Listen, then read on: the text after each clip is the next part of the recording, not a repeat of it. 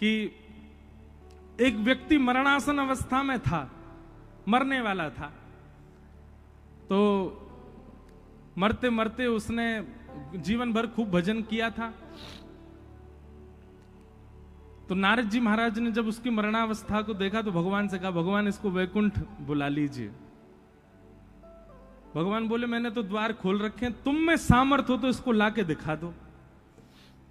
तो नारद जी गए, उससे जाकर के कहने लगे, हे भाई चल, तेरे लिए वैकुंठ के द्वार खुलवा दिए मैंने, अब तो तेरा शरीर पूरा हो गया, चल मेरे साथ वैकुंठ। तो नहीं नहीं नहीं, मैं नहीं जाऊंगा। क्यों नहीं जाएगा?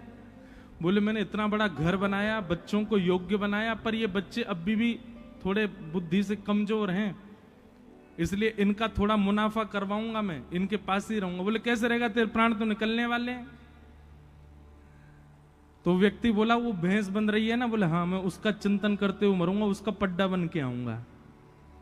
तो उससे क्या होगा? बोले, उससे ये होगा कि भैंस का दूध बनेगा, तो ये बाहर से दूध इतना महंगा खरीद के लाते हैं, कम से कम घर में ही दूध आ जाएगा, थोड़ा तो मुनाफा होगा। नारद जी बोले, वाह भले आदमी, तेरे जैसा नहीं देखा मैंने किसी को। अब पड्डा बन के आ गया भैंस का बालक, भैंस के दूध हो गया खूब, बालक सब दूध निकाल निकाल करके घर में पीने लगे। अब वो पड्डा बड़ा मुस्कुरावे, बहुत अच्छा है, इनका पैसा तो बचा रहा हूं मैंने जन्म लिया भैंस का बालक बन के, मेरे बालक को खर्च तो नहीं करना पड़ रहा। नारद जी को उस पर दया आ गई, बोले, बता अपने परिवार के लिए बता, भैंस का बालक बन के आ गया। जब वो भैंस के बालक से अब अपने अंतिम समय में आने लगा, नारद जी बोले, अब तो तेरा काम पूरा हो गया, तेने दूध के पैसा बचवा दिए बालकों के, अब तो चल दे मेरे साथ। बोले, नहीं नहीं, अभी नहीं जाऊंगा मैं। क्यों?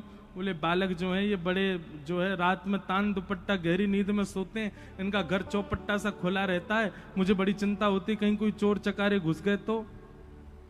बोले, अब क्या सोच रहा? बोले, अब मैं कुत्ते का स्मरण करूंगा, अगले जन्म में कुत्ता बन के वफादारी करूंगा, इनके घर के बाहर ही घूमता रहूंगा। नारद जी बोले, वाह भले आदमी, कुत्ता बन गया। अब वो भारी रहता है, कभी उसमें घर के बालक की डंडा वंडा मार देते हैं।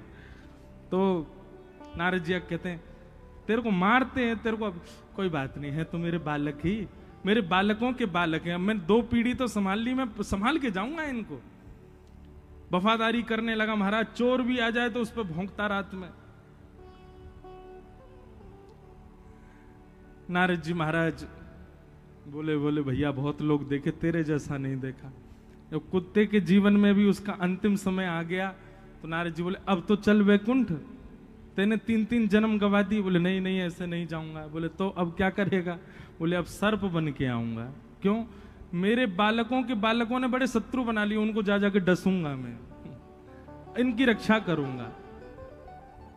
सर्प बन के आ गया और घर के कोने में रहने लगा, और जैसे शत्रु आते थे कुछ करने के लिए तो वो आके उनकी रक्षा के लिए खड़ा हो जाता था, और महाराज उनके सामने।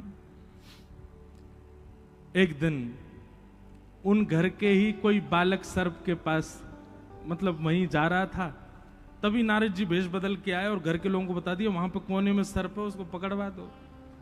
घर के लोग गए और उसी सर्प को पकड़ करके उसके मुंह काट दिया, उसका मृत्यु कर दी मार मूर के।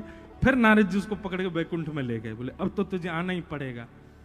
वैकुंठ में जाकर के भी रोने लगा, मुझे बिल्कुल अच्छा नहीं लग रहा है, मेरा परिवार आपने छुड़वा दिया, अरे 3 पीढ़ियां मैंने संभाली थी और संभालता रहता। भगवान कहते हैं, बोले नारद, ये है संसार के लोग, ये इतने आसक्त हो चुके हैं, आसक्ति इतनी गंदी हो चुकी है इन सब के चित्त में कि इनको वैकुंठ की आवश्यकता नहीं है। ये भजन वैकुंठ का करते हैं, सुनते कथा में वैकुंठ है। पर आप सबको एक बात बता दूं, वृद्धावस्था जब हमारी भी आएगी ना, सत्य बता रहे हैं, उस समय पर हमको वैकुंठ का स्मरण नहीं होगा। भागवत जी में कितनी बार प्रमाणित किया गया है कि भाई मृत्यु समीप आने पर भगवत स्मरण और भगवत सेवा का स्मरण, भगवत धाम का स्मरण बहुत कम लोगों को हो पाता है, सबको नहीं होता।